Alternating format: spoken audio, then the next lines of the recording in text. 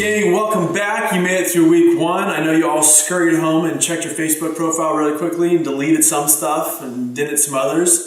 Thank you, but too late. I already checked. Today's class, very simple. In fact, it's got like 2 slides to it. The reason we had you spend all last week memorizing the bio script, the sphere script, and tie downs is because we wanted to just focus this entire week, one whole week, on this one script.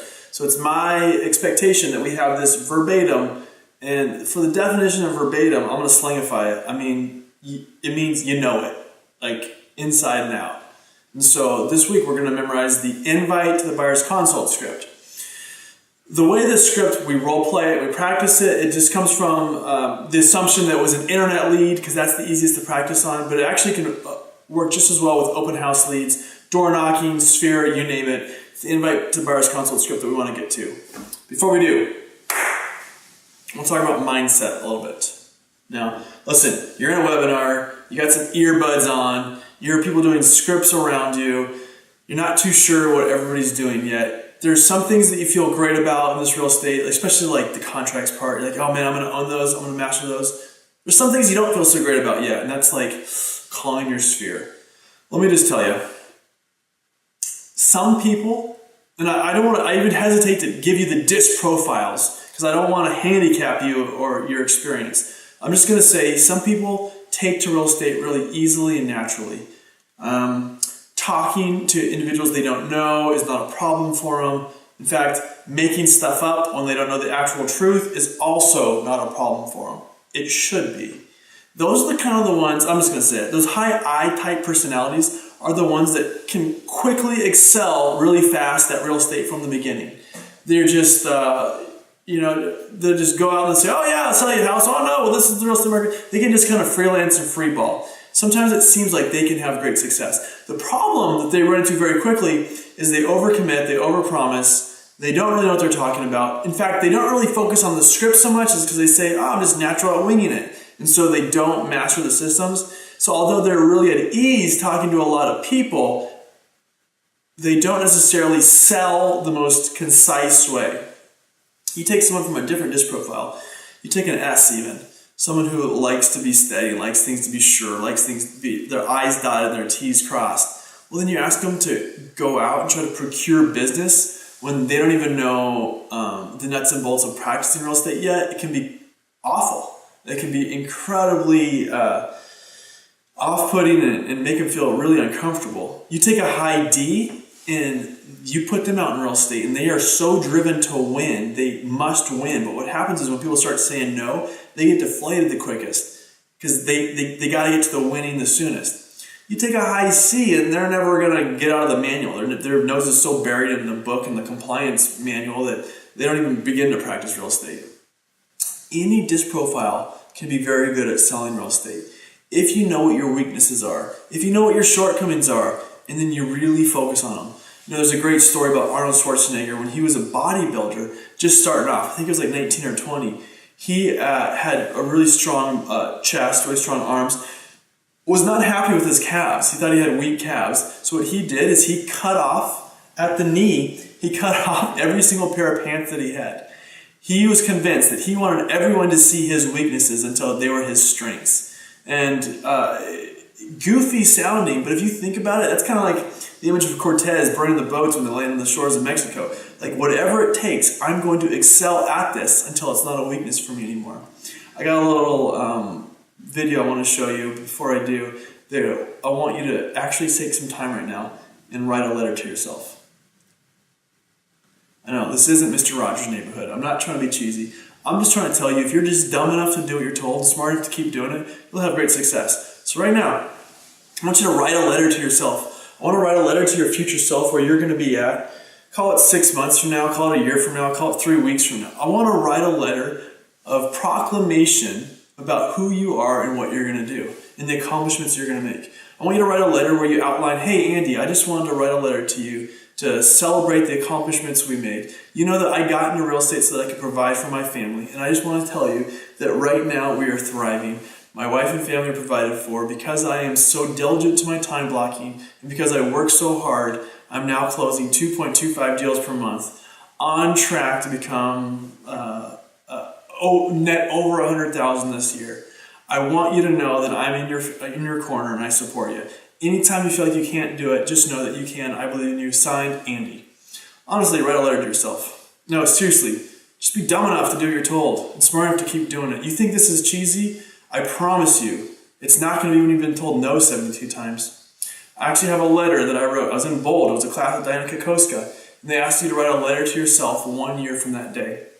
And in that letter, at that point in time, I had sold like 12 homes year to date. And at that point in time, I wrote a letter to myself saying, Andy, congratulations on being on track for over 200 closings this year. I mailed that letter off to Bold. They sent it to me a year later, and I went on to close in my second year. Remember, at that point, I had closed like 12 deals. It was March of 2014. Well, I got the letter in 2015. I'd sold over 200 homes. I sold 194 homes. So I was 6 short of my goal. I promise you, what you focus on expands. Write a letter to yourself, and I want you to keep it. It needs to be your inspiration. If you are your harshest critic, you need to write a positive letter to yourself. If you are someone who's laissez-faire, I'll just make it all work, everything always ends up, you need to have something you're shooting for and working towards. So pause the webinar, write a letter to yourself, keep it in your folder. Once you've done that, you can come back.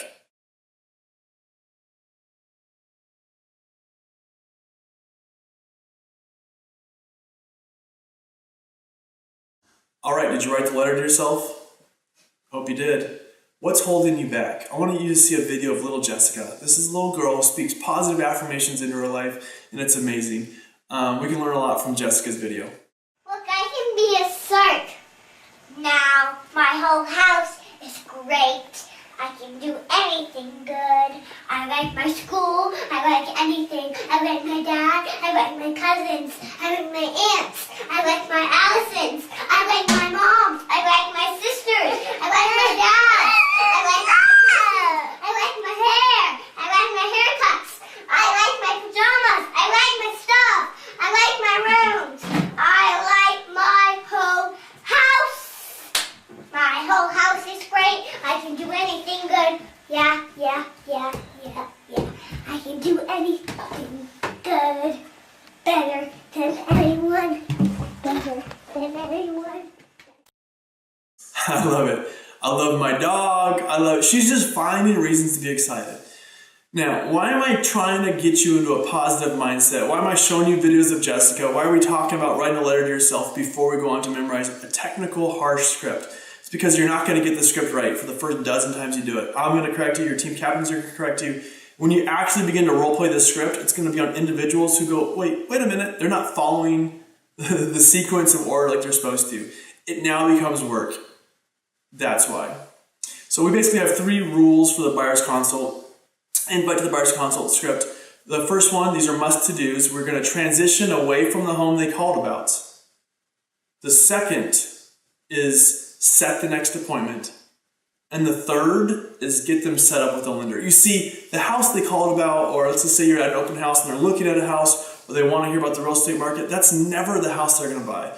Very rarely is the house that an individual calls about or the home at the open house be the one that client actually buys. So we want to transition them away from that house to talk about anything but that house. The second part is set the next appointment. Appointments are one of 2 things. It's an actual bona fide appointment where you're meeting face-to-face to do a buyer's consultation, or you set the next appointment for you to call them back or text them.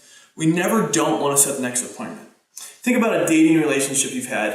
If you had a great date with a gal, and I'm just going to use gal because I'm a guy and I'm using the scenario. If I have a great date with a girl and I say, great, that was so much fun, tell you what, you call me next week if you want to do it again.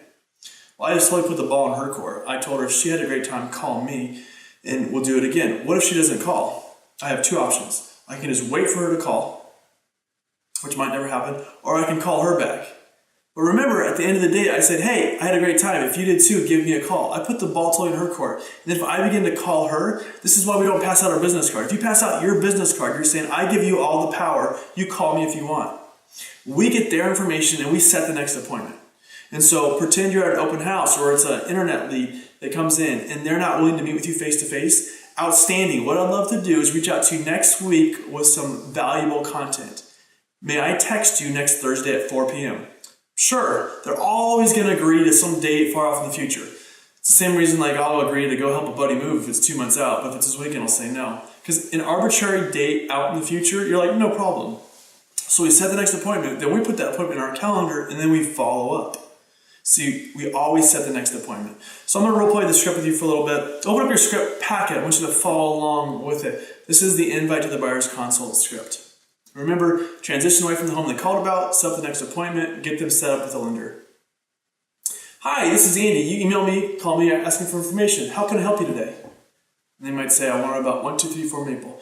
And your response is one of two things. Either give me a minute as I fire up my computer, or please forgive me, I'm not actually at my computer right now. I just wanted to call you back so you know I was a real person. So what type of home are you looking for? This is the transition piece. Tell me about the home you're looking for. They're going to say they want a 3-bed, 2-bath. We just want to get them talking about the prospective home types that are out there. Why is that home important to you? Well, it's got to be 3 bedrooms because I have 2 kids and I want them each to have their own bedroom. Oh, sure. So, sounds like you have kids. Is school district important? And they're going to respond with, oh, actually, yes, it is. Or, you know what, I haven't really even thought about that yet. Either way, we want to ask them questions that elicit a positive response. Let me pause here for a minute. If you think of the way that most real estate agents go about doing business, someone's going to call about a property. This is the truth. This is how horrible the real estate industry is. A client's going to call up and say, I want information on 1234 Maple. How much is it? The other agent's going to say $270,000. The client's going to say, thanks, click. And the agent's going to go, We are not in the information giving process. We are in the role of helping the client understand that they actually need our services. And the way we do that is by asking them great questions. So when a client calls us, I want to know about 1234 Maple. Why is that home important to you? They're going to say, oh, I got to have that house. I really got to have that house. It's perfect. Sure. What makes the house so perfect? Tell me about it. Well, it has a great curb appeal and it's 2 blocks from grandma's. So if I'm hearing you correctly, it's really important that you're 2 blocks from grandma's house. Yeah, it really is. Why is that so important? Well, grandma actually helps watch my kids. Oh, so there's kids to consider. Is school district also important? If you just get in the habit of asking them great questions, they're going to see that they actually need your help. If you don't ask great questions, then they don't think they need your help. Let me tell you what a really lazy agent does. Is someone calls, I want information on 1234 Maple. They respond, oh, sure, here's the information. Are you working with a lender yet? Are you qualified? Do you want to see the house? And those are just obnoxious. First of all, the client is so sick and tired of people just asking them if they're qualified. And then, why would you buy the milk if you get the cow for free? Is that how it goes? Why would you buy the cow if you get the milk for free?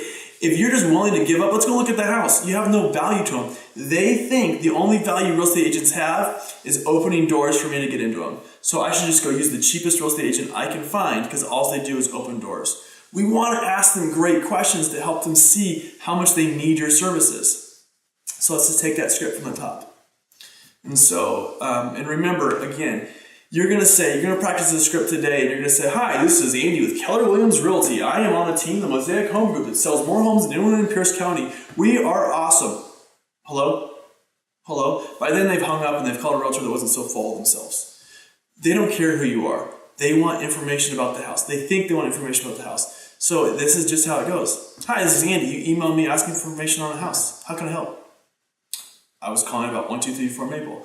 Oh, you know what? I'm not on my computer right now. I just wanted you to know I was a real live person. So tell me, what's so important about that house?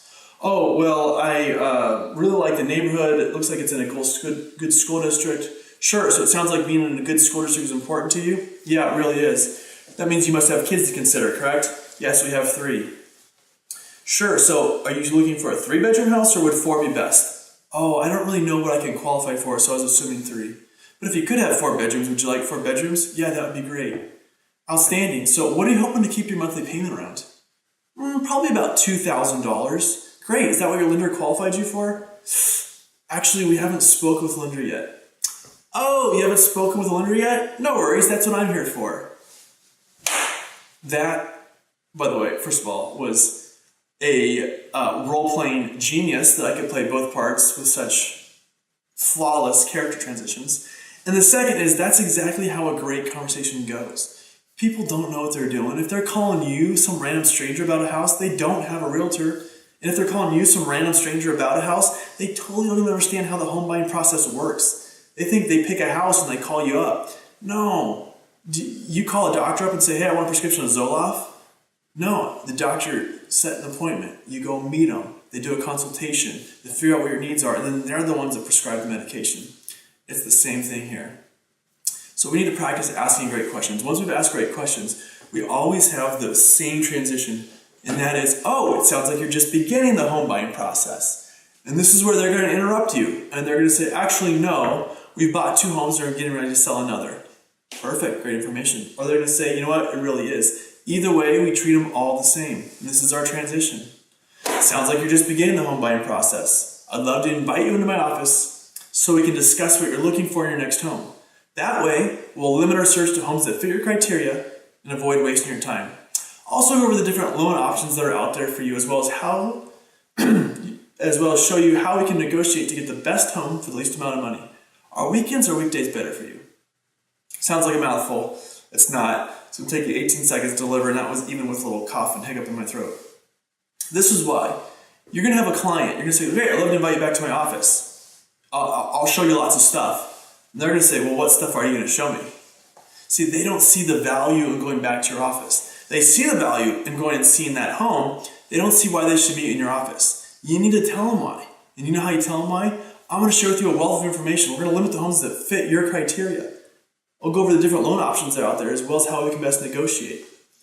That's exactly what they need to hear. And the clients are going to say, yeah, that sounds great. Or they're going to say, actually, I don't want to meet for a consult. I just want to see this house. They're going to say, you know what, looking at homes is just what I want to do right now. I'm just in the preliminary stages. However they respond, our answer is the same. I totally understand. Looking at homes in person is the fun part. And I want to show you all the homes that you want to see. However, it's my professional experience that if we take 30 to 45 minutes to do a consult, I'll be able to help you analyze your needs and give you a wealth of information. So that when we do go look at homes, you'll be so much more informed as a buyer. Are you available tomorrow evening at 5? We can meet at my office or a coffee shop. And this is where 9 times out of 10 they respond, oh, sure, we'll meet you at your office. Tomorrow night will work fine. Great, I look forward to meeting with you. In the meantime, I'm going to have a lender I work with give you a call. Take 5 minutes, speak with her, and she'll help you get set up with the right loan program that fits your needs. That way when we meet tomorrow night, I'll know exactly what you're looking for. We can set up the right home search. Have them call her right away. Listen, so many agents, I feel like I should browbeat this into your head. So many agents are so sloppy. Are you working with a lender? No, we'll call a lender and then we'll work together. It's just not how it goes. We need to add value from the get-go. And adding value is helping them understand that they don't know everything, asking great questions. 2, showing them what you'll do for them in the consult. And then 3, getting them set up with a lender. Those are the 3 components that invite to the buyer's consult class. I'd like you to actually begin to take chapters of this and memorize it. It needs to be rote. I need you to have this memorized verbatim. You do this, then you can begin to tweak it and change it a little bit. All right, that was the class, guys. Any questions? Okay, that was one last webinar joke. All right, see you next class.